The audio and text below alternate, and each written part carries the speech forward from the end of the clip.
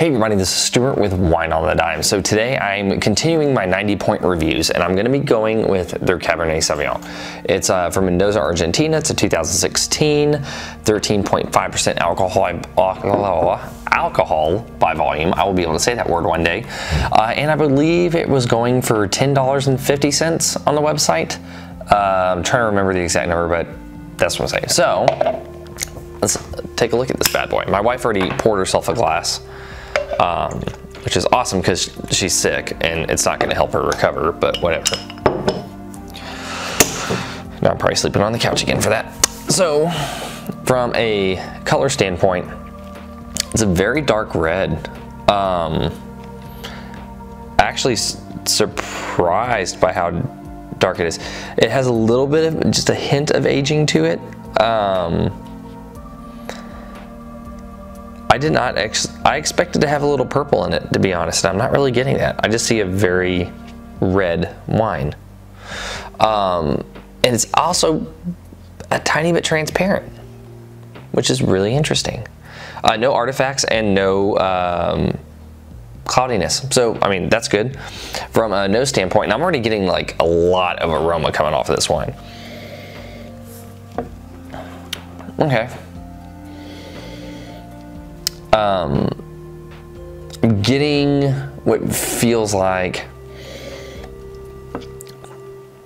I'm gonna kind of say that this is one of those where I'm getting like a lot of plum, maybe some black cherry,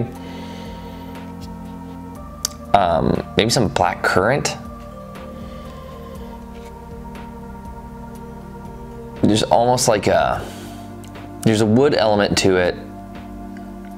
It's oak, but it's not very strong. It's not distinct. So I can't tell you which type of oak it is, maybe on the taste, but, and there is a good amount of alcohol that's coming off of the wine. Yeah, this is very interesting because like I said in the previous 90-point video, I'm very interested about 90-point because I'm wondering if they really are like $40 wines plus that are dropped down to this price point, or $25 wines that are dropped down to 10 or 15 or something. So I'm wondering, so let's do a taste and see if it matches up to kind of that value prop.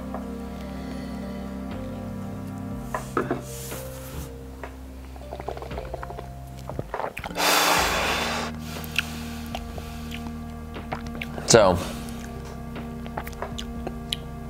the dominant flavor is cherry, but it's not black cherry, it's just red cherry. It's a much brighter cherry. It has much more of a cherry element, but then I'm getting like, it's weird, like I almost want to say like I'm kind of getting like a hint of celery or something on the finish, which is not at all what I expect.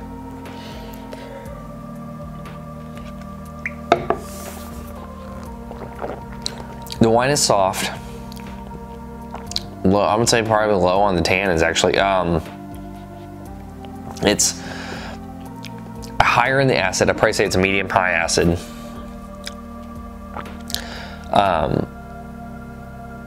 It's very interesting because it's a sharper, it's a much sharper flavor than I was expecting based upon the smell. I actually expected to be fruitier, and this is more of like an acidic bite with kind of that cherry accent. Almost maybe like a red apple too.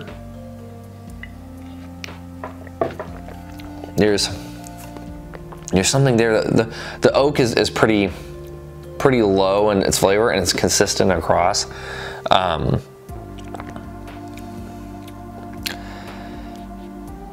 this is a tough one. This is a tough one because it wants to be a little bit more complex, but it's not. And but I'm not disappointed by it either. So I think for the 90-point cab,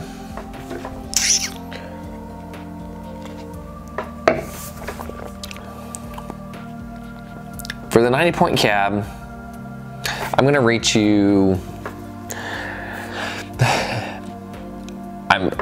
I realize the reason I'm having such a hard time rating this is because I'm trying to rate it as a overall Cabernet. What I need to do is I need to remember this is from Mendoza, and so I need to rate it as a South American Cabernet. So when I do that,